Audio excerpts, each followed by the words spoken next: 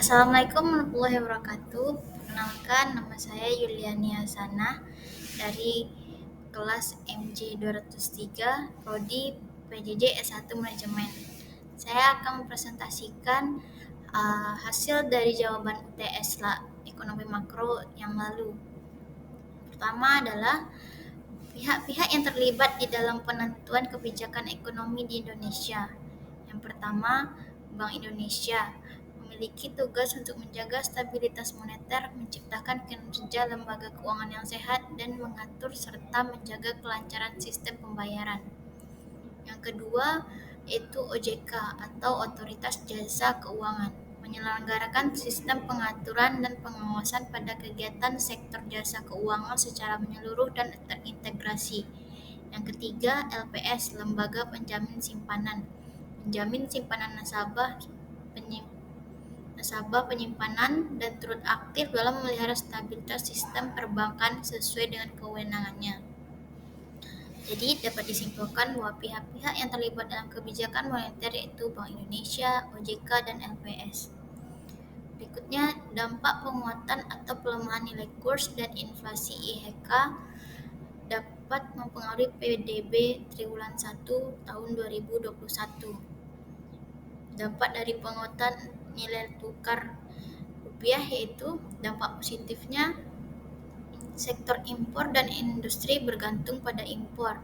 Biaya impor menurun, mengurangi tekanan inflasi, dan meningkatkan daya saing industri yang bergantung pada bahan baku impor. Yang kedua, daya beli masyarakat. Harga barang impor yang lebih murah dapat meningkatkan daya beli masyarakat. Dampak negatifnya sektor ekspor. Dari segi sektor ekspor, produk ekspor menjadi lebih mahal di pasar internasional yang dapat menurunkan daya saing dan volume ekspor. Dari sektor pariwisata, wisatawan asing mungkin mengurangi kunjungan karena biaya perjalanan yang lebih mahal. Yang kedua yaitu pelemahan nilai tukar atau depresiasi rupiah. Dampak positifnya dari segi sektor ekspor, produk ekspor menjadi lebih kompetitif di pasar internasional karena harga dalam mata uang asing lebih murah. Hal ini dapat meningkatkan volume ekspor dan mendukung pertumbuhan sektor manufaktur berbasis ekspor.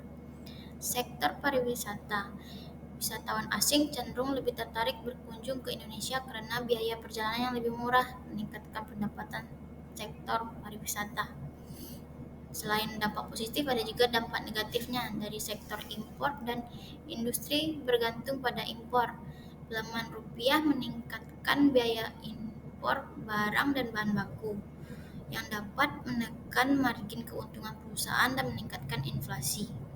Daya beli masyarakat dari kenaikan harga barang impor dapat mengurangi daya beli masyarakat, terutama bagi konsumen yang bergantung pada produk luar negeri. Selanjutnya, dampak inflasi IHK terhadap PDB triwulan 1 tahun 2021. Yang pertama, inflasi tinggi. Daya beli masyarakat dengan kenaikan harga barang dan jasa mengurangi daya beli masyarakat, terutama kelompok berpenghasilan rendah. Yang kedua, konsumsi rumah tangga. Penurunan daya beli dapat menekan konsumsi rumah tangga yang merupakan komponen utama PDB di Indonesia. Yang ketiga, kinerja sektor retail dan perdagangan. Penurunan konsumsi berdampak negatif pada sektor retail dan perdagangan. Yang kedua itu dampak dari inflasi rendah. Stabilitas ekonominya menunjukkan kestabilan harga, mendukung daya beli masyarakat. Konsumsi rumah tangganya, daya beli yang stabil dapat mendorong peningkatan konsumsi rumah tangga. Dari segi investasi, lingkungan ekonomi yang stabil meningkatkan kepercayaan investor.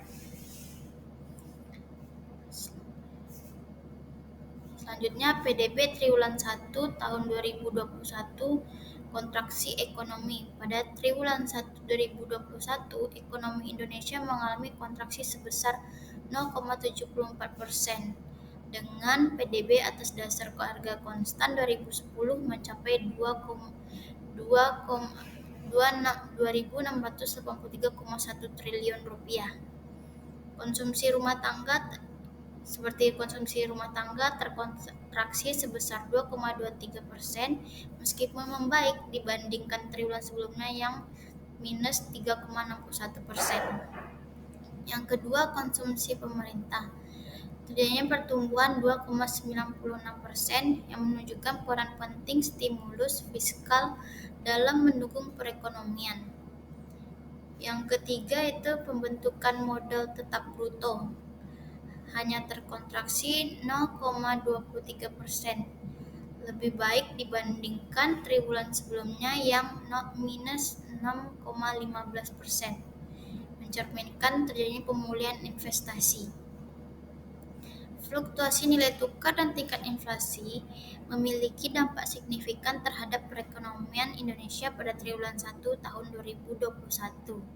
Meskipun terjadi kontraksi ekonomi, intervensi pemerintah melalui kebijakan fiskal dan moneter membantu memitigasi dampak negatif dan mendukung pemulihan ekonomi. Selanjutnya adalah kondisi perekonomian makro Indonesia tahun 2021 di tengah pandemi COVID-19. Pertumbuhan ekonomi Indonesia pada tahun 2021, ekonomi Indonesia tumbuh sebesar 3,69%, menunjukkan pemulihan meskipun pandemi masih berlangsung. Yang kedua itu inflasi tahun 2021 tercatat rendah, membantu menjaga daya beli masyarakat.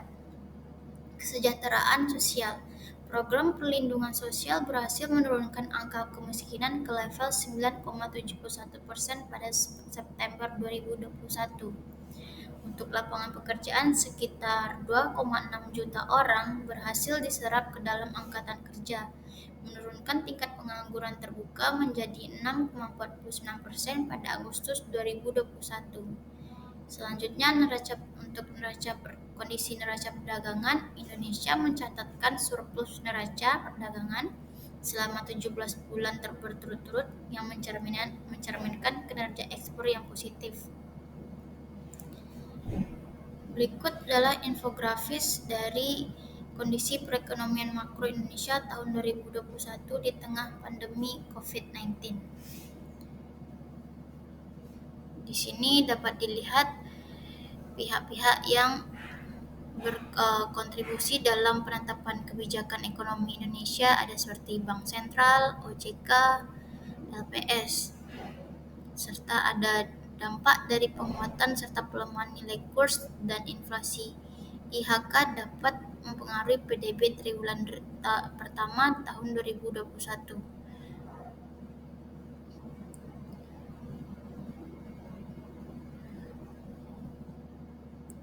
Serta